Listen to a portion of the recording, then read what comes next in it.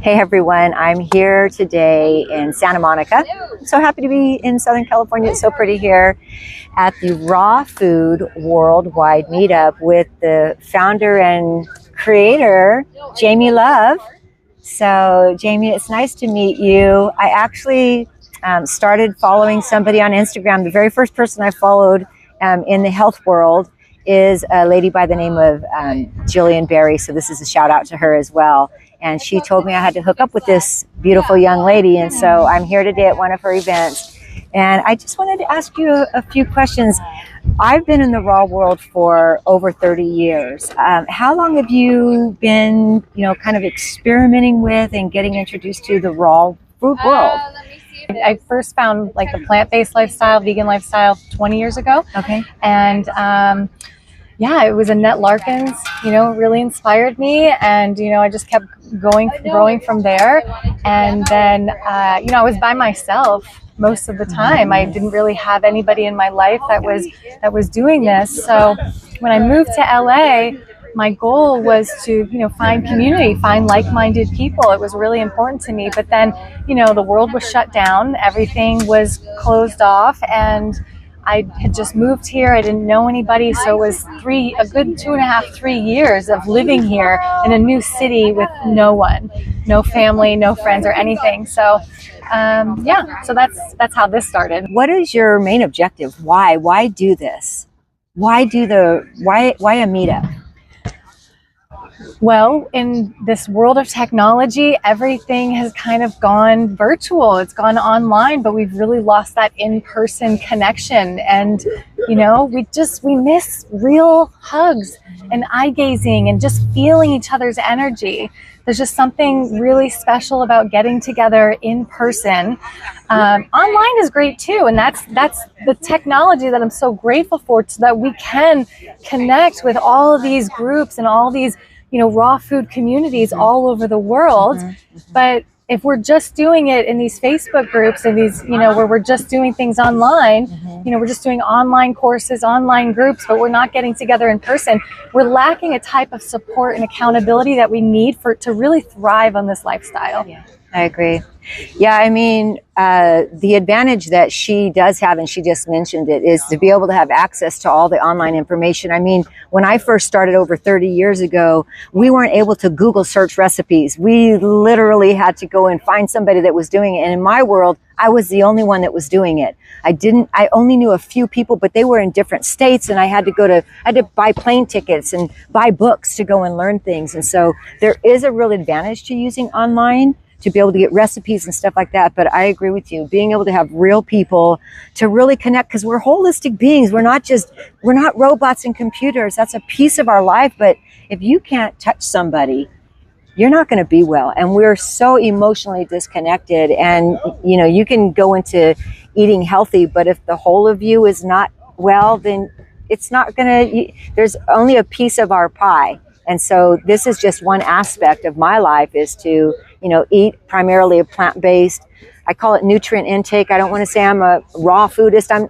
I'm just a nutritarian. I want to get nutrients into my body as much as I can. So for you, did you get that term from Dr. Joel Furman, or no? I don't know where I got it from. I was talking to my husband one day, and he goes, because everyone's like, are you a vegan? Are you a vegetarian? I go, I just want to get a lot of nutrients in my body. He's like, I guess I'm a nutritarian. And so that, I don't know if I maybe had heard it and it was subconscious or whatever and didn't realize it, but I just say that. The term really makes sense. I first learned about that from Dr. Joel Furman, and it really makes sense to be a nutritarian. I just want to get as many nutrients in as possible. Yeah. I mean, that just makes sense, right? Does. So yeah, it does. So one of the things that I see in the kind of like on the social media side is that when a lot of people are introducing like the healthy lifestyle, a lot of it for women is really focused around kind of the beauty aspect.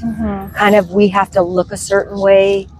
What is your philosophy towards that? Are you trying to let the world know that we just have to be hot, sweet, and sexy until we're 75? Or where did you start, and have you evolved? Tell me what you would tell a young girl that's 20 I think you can be hot, young, and sexy at 75. Okay. You know, you don't have to be, but you can be free to be whatever you want.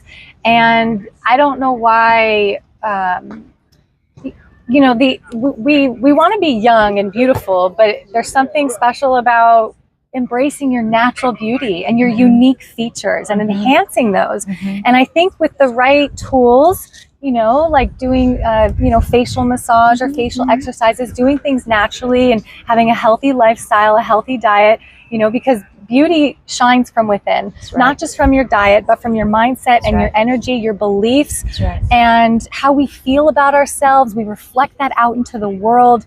And it's not really about how you look, it's about how you feel, you know, and beauty is something that, what is it? What do they say? Beauty is in the eyes of the beholder, you know, and it doesn't matter what you look like, but if you're radiating love and kindness and forgiveness and your energy is balanced and you're glowing and you're vibrating at a high vibration, you're attractive naturally. You are radiating beauty. So it's not really about having to look a certain way or change. It's just really about loving yourself, embracing your unique features and your natural God-given beauty that you were born with. And you have a right to embrace that. And I think when it comes to aging, it's not about wanting to stop aging or, you know, like, yes, we can slow down the clock, I think, with a healthier lifestyle, because you can take two people who are the same age, who've lived completely different lifestyle and had different mindset habits, and they look very differently, they feel differently. Maybe one has pain in their body, one doesn't, one has dementia, one doesn't. So it's more about just embracing where we are right now in this stage of our life, no matter what age we are, and just aging gracefully and changing our beliefs about what aging actually is. That's good. Thanks for sharing that. I really like that. Again, I think I'm a closer more towards 25 years her senior, so I have a little bit of a game starter on her in reference to age. And just to kind of add to what she says, for me, I agree with you 100%, because beauty does really flow from the inside out. I mean, everything you're saying, like if you're treating people well and you love life, you take people where they are and you help to make their life a better place, that's really beautiful, right? So those are good principles. In addition to that, one of the things that I think is really important for me, for my audience, is that I want you to live well, but I also want you to die well, because we are going to cease to exist one day. And so that process of dying is very important on even how we die. Do I want to die 20, 30 years full of disease, having a poor quality of life? Or would I prefer, which I get to choose to have a young, vital life in a body that is aging? There will be a time in my life that I'm not able to do handstands at 60 plus years of age, to go and do American Ninja Warrior training at 60 plus years of age, to go roller skating and dancing on the beach and doing the things that people might say, you know, maybe you should act your age. And my answer is, I am acting my age, because age really is what you hear all the time. Age is really just a number. It's a chronological thing. But how we feel about ourselves is really the catalyst about how we're going to live. So the whole principle around what we think is who we are. How we feel is what we believe. A lot of times people say, oh, don't follow your feelings. It's impossible to not follow your feelings. You have to learn to manage your feelings.